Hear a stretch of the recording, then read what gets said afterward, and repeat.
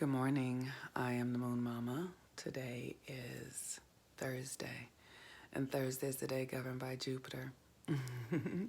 Good morning, Jupiter. Jupiter is a really a lovely energy. Jupiter is the planet that governs luck and blessings and expansion and excess, right? Because when something feels good, we can tend to do it more than is required, because their life is full of balance, right? Or life is full of harmonizing. So there's a time for expansion, and there's a time for decrease. It's just how it works. So, but Jupiter is about expansion and blessings, and Jupiter is currently over in Capricorn, and Capricorn is the constellation that governs government, time, discipline, structures, our internal structures, our skeletons.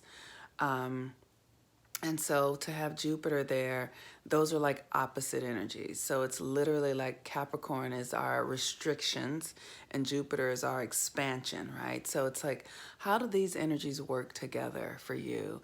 And then the moon is in Aries. And so we're in this, and then Mercury's in retrograde, right? So it's kind of like we're entangled right now. We're in a bit of an entanglement, like there's not a lot of, it's like we're doing everything stuck in one place, right? So it's like we're contracted and expanded. The moon in Aries is about forward, it's about beginnings and taking a leap forward and moving ourselves forward.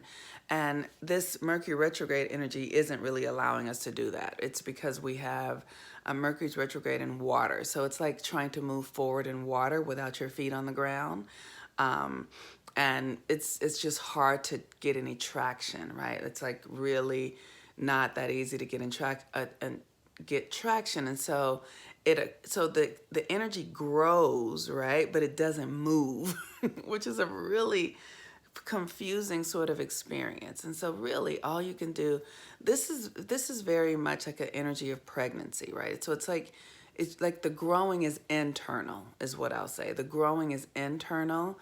And so you don't have to, don't think about what external things to do yet. Don't think about the external experience. Just continue to focus on working your internal reality and getting clear about how you feel and taking responsibility for how you're feeling. Let me see if I can give you an example of that for me so that you understand. So what's going on for me right now? Oh, okay. Mercury is retrograding through my first house, through my identity. And I am doing the internal work to remind myself of who I am and that I am sourced by God, that I am connected to God in everything that I do. And my intention in that is to bring myself into my body, into my solar plexus, so that I have this deep feeling inside of myself of being connected to God. And the opposite of that is being in my head and being in stories and, navigating things through my head. So for me, it's about knowing that, I really want to give you guys a real clear example so that I'm being helpful. It's challenging because it's Pisces, and Pisces is the subconscious. And so I live in this subconscious place, and it's hard to put language to it for me. Okay, so let me try again. All right. Mercury's retrograde in Pisces. Okay, great. And I am in a space of really reframing my early childhood understanding. And so I'm looking at the experiences in my life and asking myself, do I have the courage to be with things just as they are, right? Just as they are, without judging them, without making them wrong, without feeling the need to change it, by being purely accepting of what it is, right? And it's really a thing that I've only experienced in pregnancy, where I knew that something was growing in my body. I knew that it was an uncomfortable feeling a lot. And I knew that there was nothing I could do about it. Like, it was like, this is just what it is. And I'm going to allow this experience. I'm going to be with the discomfort. I'm going to support it. I'm going to surrender even more. I'm going to open even further. I'm going to allow this experience, this human, to grow in my body, and I'm going to take no action to thwart it. I'm going to actually support it. That is the only thing that I can think of that is what we're experiencing right now. So for those of you who are mothers, you understand what I'm talking about.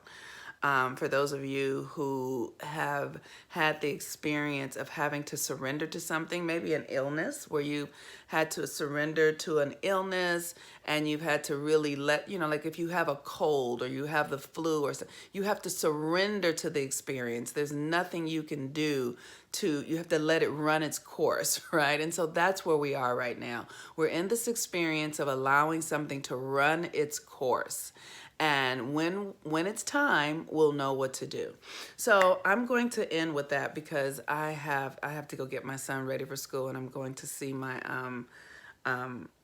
girlfriend Jackie today. She's going to be doing some body work on me. But I want you to know I'm working with my crystals, right? This is the Dan Bright, and this crystal is about opening the heart. And that's what we could really work on right now, is opening our hearts.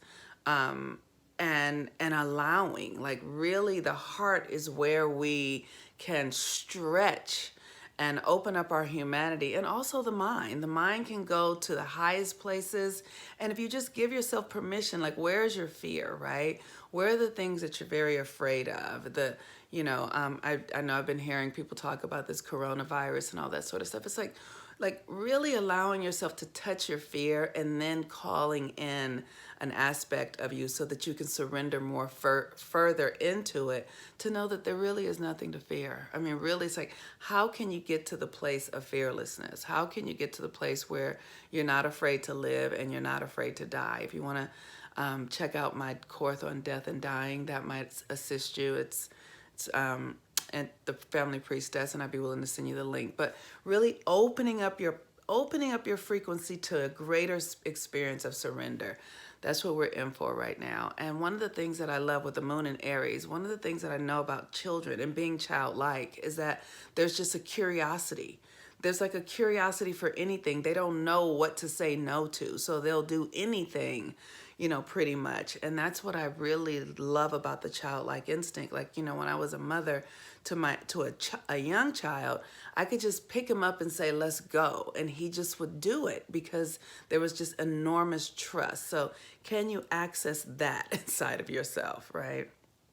Okay. I'm the Moon Mama. I got to get ready for my day. And peace and blessings, everyone. Open your heart. Okay. Bye-bye.